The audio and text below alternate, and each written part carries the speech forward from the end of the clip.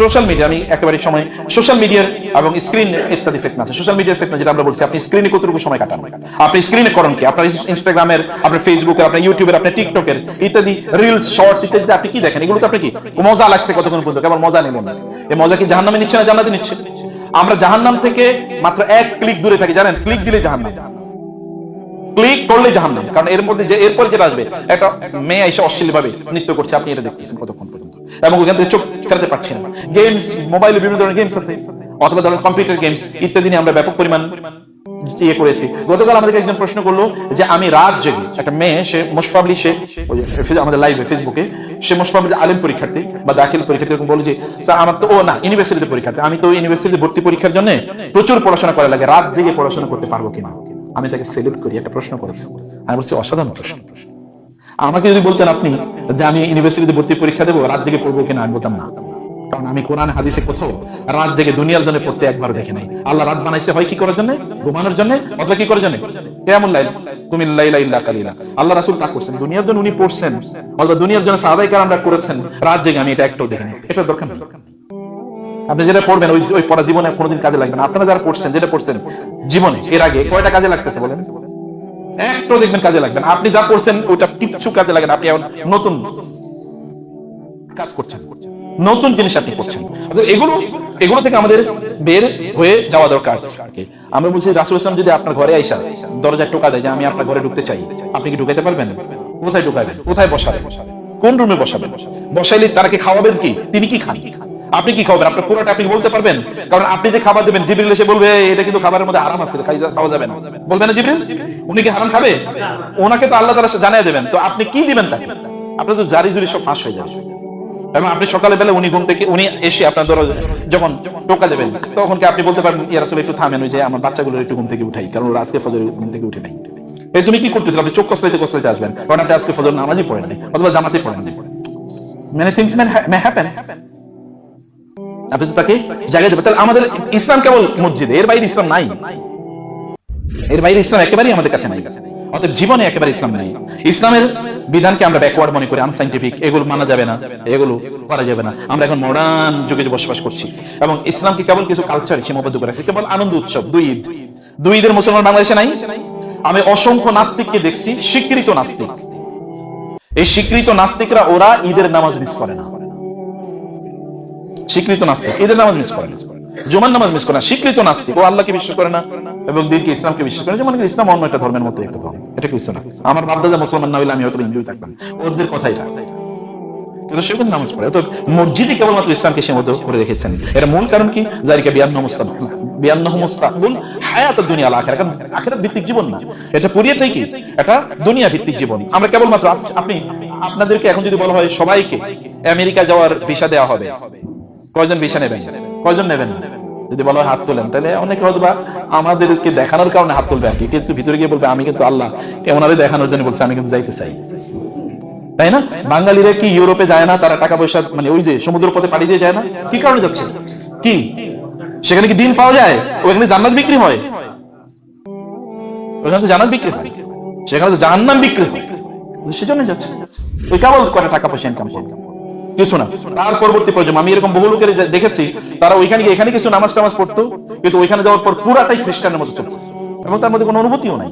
এটাকে সে মানে স্টাইল মনে করছে, এটাকে সে আভিজাত্য মনে করছে। আপনি যে আপনার বাচ্চার জন্য ইনকাম করে নিচ্ছেন, যে হারাম ইনকাম করে নিচ্ছেন, আচ্ছা আপনি কি আপনার বাচ্চাকে নর্দমার পানি খাওয়াবেন একটু? না, ঠিক আছে, ওর পানির প্রচন্ড পিপাসা, নর্দমার পানি খাওয়াবেন? আচ্ছা নর্দমার পানির চেয়ে এই হারাম জিনিস কি তার চেয়ে অনেক খারাপ না অনেক ভালো? নর্দমার পানিও তার চেয়েও ভালো, ওটা ওর পেটটাকে নষ্ট করবে, কিন্তু ও যে হারাম খাওয়াচ্ছেন, আপনি হারাম ইনকাম করে নিচ্ছেন, তা তোর চেয়ে আরো হারাম, হাজার গুণ খারাপ। ও তো দুনিয়াও শেষ, আখিরাতও শেষ। ও তো কেবল পেটই নষ্ট হবে না, ওর তো কি ঈমানও নষ্ট হয়ে যাচ্ছে। আমরা বলছিলাম যে আপনি পুষ্টি, আপনার বাচ্চাকে পুষ্টি খাওয়ান, ওর শারীরিকভাবে বড় হচ্ছে কিনা, তো ঈমান বড় হচ্ছে কিনা, তার জন্য তার পেটে কি দিচ্ছেন আপনি? এটা তো দিচ্ছেন হারাম। যা ইনকাম করছেন, আপনারা বলেন তো প্রত্যেকটা মানুষ আপনি যা ইনকাম করছেন তা হালাল কিনা? কিসের উপর ভিত্তি করে আপনি বলবেন এটা হালাল? এটা কিসের উপর ভিত্তি করে বলবেন? বলার কোনো সুযোগ নেই। পরিবারের অবস্থা চিন্তা করে দেখেন, অধিকাংশ পরিবারগুলো এখন দিনই পরিবারগুলোতে ভাঙতেছে। তালাক কি পরিমাণ হচ্ছে? ফিতনা কিন্তু পরিবারে ঢুকে গেছে। ফিতনা কোথায় ঢুকছে? পরিবারে ঢুকছে। গতকাল একজন আমারে বলছে যে দুইটা জিনিস কথা রাখে না। বলে কি? বলে যে বউরে বিয়ে করে আনার পর কথা ছিল যে বউ কথা শুনবে, কিন্তু কথা শুনে না। আর যারা সরকার বানায় ও আগে বলছে তোমার কথা শুনবো, তুমি আমাকে একটু নির্বাচন করো, কিন্তু এরপরে যাওয়ার পর আর কথা শুনে না, বউ কথা শুনে না, সরকারের কথা শুনে না, সব কথা ভঙ্গ করে। পরিস্থিতিটা আসলে এরকম। আপনি যারা যিনি আপনার কথা অনুসারে চলার কথা, তার আপনি কোথাও দেখবেন না স্বামী স্ত্রীর অহংকার, দ্বন্দ্ব, সন্দেহ, ছোটখাটো বিষয়, ডিভোর্স, মানে ঝগড়া বিবাদ ইত্যাদি কেবলমাত্র লেগেই আছে। পরিবারের পিতামাতা আপনার সাথে থাকতেই পারছেন না, কারণ আপনার ওয়াইফ তারে পছন্দ করে না, ঝগড়া বিবাদ, আপনার মারে সে সহ্য করতে পারতেছেন না। তো এই মহিলা মা হবে কিভাবে? কয়েকদিন পরে সে মা হবে না, তার সন্তানটা বিয়ে করবে না, তখন সে থাকবে কিভাবে? সে এগুলো মাথায় রাখে না। এভাবেই পরিবারগুলো চলছে, ভাই ভাই দ্বন্দ্ব, আত্মীয় স্বজনের সাথে দ্বন্দ্ব, মারামারি, কাটাকাটি ইত্যাদি চলছে। অতএব রাসূলুল্লাহ সাল্লাল্লাহু আলাইহি ওয়াসাল্লাম যিনি বলেছেন, আমরা আমাদের পিতামাতার, আপনি বলেন আপনার পিতামাতার সাথে আজকে কয়জন কথা বলেছেন বলেন, যারা দূরে আছে আজকে কয়জন পিতামাতার সাথে কথা বলছেন? আপনি জান্নাতের তেলতেলে যাবেন, মার খবর রাখলেন না যে মা আপনাকে জন্ম দিল, যে বাবা আপনাকে এত কষ্ট করে তার খবর রাখলেন না আপনি। আজকে বলেন বাবা মার জন্য দোয়া করেছেন কতক্ষণ, অথবা গতকাল দোয়া করেছেন, আচ্ছা গত এক বছরে কবে দোয়া করেছেন? ফলে বোঝা যাচ্ছে যে আমরা আসলে এখানেও কি ফেতনার মধ্যে আছি। আমরা মিডিয়া, গান, বাদ্য, বিনোদন ইত্যাদির মধ্যে আমরা আছি। আমাদের অধিকাংশ সময় যায় বিনোদনের মধ্যে, মিডিয়াতে আমরা আমাদের সময়গুলো কাটে। মিডিয়াতে করেন কি? যে আপনারা বলেন যে যারা ফেসবুক চালান, কয়জন বলেন যে আপনার ফেসবুক কেন চালান? কেন ফেসবুক? আপনার ফেসবুকে কাম কি আপনার? আপনি যে ইউটিউবে যান, ইউটিউবে আপনার কাজ কি? আচ্ছা আপনি যে টেলিভিশন দেখেন, কাজ কি? আচ্ছা এখানে যে আপনার রাত্রে যে টক শো শুনেন, কার টক শো শুনেন? কার? এটা কি জান্নাতের টক শো? টক শোতে যেগুলো আসে এগুলো অধিকাংশ কি 99% মিথ্যা কথা বলে, কিন্তু আপনি ওগুলো শুনতেছেন এবং মানে খুবই উত্তেজিত। আবার ইউটিউবে তো সব ভুয়া নিউজ, আপনি নিউজ পোর্টাল থেকে আপনি উত্তেজিত, কালকে কিয়ামত ঘটবে, পরশু এটা করতেছে। এগুলোই আমরা এর মধ্যে আমাদের নিজেদেরকে আমরা ডুবে রাখছি। কেবল নিউজ, কেবল কেবল নিউজ, কেবল নিউজ, কেবল নিউজ। এত নিউজ দিয়ে যাবেন কই? সাহাবায়ে কেরামরা কি এত নিউজ পাইছে নাকি? ওই সময় তো টেলিভিশন ছিল, এত পত্রপত্রিকা ছিল, এত সোশ্যাল মিডিয়া ছিল, কিছুই ছিল না। কিন্তু তারা পৃথিবীর শ্রেষ্ঠতম মানুষ না? এই আল্লাহর জমিনে নবী রাসূলদের পরে শ্রেষ্ঠতম জেনারেশন কারা? সাহাবায়ে কেরাম। তাদের এত তথ্য ছিল না, এত কিছুই ছিল না। তো এই কারণে আমরা এর মধ্যে একেবারে ডুবে আছি। আমরা সেলিব্রিটি ওয়ার্শিপ, মানে আমরা কেবল সেলিব্রিটি, আপনি কেবল ফলো করেন অমুক সেলিব্রিটি, অমুকের ফেসবুক ফলোয়ার কত, আপনি তার ফলোয়ার, এবং আপনি তা নিয়ে গর্ব করেন আমি তার ফলোয়ার। আপনি তার সাথে একটা ছবি, ওদিন দেখবেন যে বিভিন্ন জায়গায় যাওয়ার পরে ছবি তোলার জন্য ব্যস্ত, কেবল সেলিব্রিটিদেরকে ছবি তুলবে, এবং বিভিন্ন জায়গায় মসজিদে খুতবা দেওয়ার জন্য সেলিব্রিটিদেরকে ডাকে। আলেম কিনা কেউ ডাকে না কোনোদিন, আমরা দেখছি তো কেমন অমুকের ফেসবুক ফলোয়ার বেশি, তার চেয়ে অমুকেরই ডাকে, তার পিছনে লাইগা থাকে। আর আলেমদেরকে কেউ খবরও নেয় না, ওদের পড়ে আছে এক কর্নারে। এটাও কিন্তু ফিতনা, সেলিব্রিটি ফিতনা। শয়তান কিন্তু সেলিব্রিটি বানায় কে? শয়তান। দিনদার সেলিব্রিটি এখন আবার দিনই সেলিব্রিটি নতুন করে তৈরি হয়েছে। এটাও শয়তানের একটা এজেন্ডা। এগুলো থেকে আমাদের দূরে থাকা দরকার। এগুলো এটাও আমাদেরকে বিভিন্ন ভাবে আমাদেরকে ধ্বংস করে দিচ্ছে। আচ্ছা দেখেন তো, এখন বয়ফ্রেন্ড, আপনার ছোটবেলা, এখন থেকে ধরুন 30 বছর আগে আমাদের এলাকায় কি তখনও প্রেম ছিল না? ছিল। কিন্তু কিভাবে ছিল? গোপনে কেউ একজনের কি করতো, একটা চিঠি পাঠাইতো গোপনে, এবং ওইটাও যদি ধরা খাইতো তাহলে পুরো এলাকায় ও কিন্তু ওরে চিঠি পাঠাইছে, তাই না? একজন আরেকজনের সাথে ধইরা হাঁটবে, এটা কেউ কোনোদিন চিন্তা করছে? রাস্তায় একজন আরেকজনের দিকে তাকাবে, কেউ কোনোদিন চিন্তা করেছে? 1990 তে যখন আমি ঢাকায় আসি, ঢাকা বিশ্ববিদ্যালয়ের পাশে দিয়ে আমি একজন ছেলে মেয়েকে একসাথে বসে দেখিনি, একজনকেও দেখিনি। আমি যখন ওইখানকার ছাত্র, আমি ইউনিভার্সিটির ছাত্র, আমার ক্লাসে, আমার ইউনিভার্সিটিতে অনেক মেয়ে ছিল, আমি আল্লাহর কসম একজনকেও চিনি না। একজনের চেহারায় তাকিয়েছে এরকম কোনোদিন ঘটনা ঘটে নাই। এটা কিন্তু আমার জন্য ঘটে নাই যে অন্য তো অনেক বড় আল্লাহওয়ালা মানুষের, এটা না, এটা মনে করে না। সে নতুন কালচার। এটা কি মানে এটা কি শুধু একটা দুইটা জায়গায়? সর্বত্র, আপনি গ্রামেও দেখবেন কি অবস্থা, সর্বত্র এটা। এখন বয়ফ্রেন্ড গার্লফ্রেন্ড তো সাধারণ কথা হয়ে গেছে। আমার বিএফ বয়ফ্রেন্ড, আমার জিএফ গার্লফ্রেন্ড, এগুলো তৈরি হয়েছে। আবার নতুন করে chat friend, best friend, close friend, এরকম বহুত ধরনের ফ্রেন্ড তৈরি হয়েছে। এই ফ্রেন্ড কি জান্নাতি ফ্রেন্ড না জাহান্নামী ফ্রেন্ড? এগুলো সব অবস্থা। পর্নোগ্রাফি এখন তো কমন প্লেস। এবং মহিলারা আপনারা বিভিন্ন জায়গায় দেখবেন পর্ন গার্ল, পর্ন স্টার, যে পর্নোগ্রাফি পুরো শরীরকে দেহে, তারপর টাকা ইনকাম করে, ও নাকি আবার তারকা স্টার। আছে কিনা এরকম সমাজে? অসংখ্য, বাংলাদেশও আছে পর্ন স্টার। এবং এগুলোর উপরে বিভিন্ন ধরনের ভিডিও চিত্র হয়, সেগুলো আবার ইন্টারভিউ নেয়, এবং ছেলেরা অনেক, মুসলমান ছেলেরাই না ইন্টারভিউ।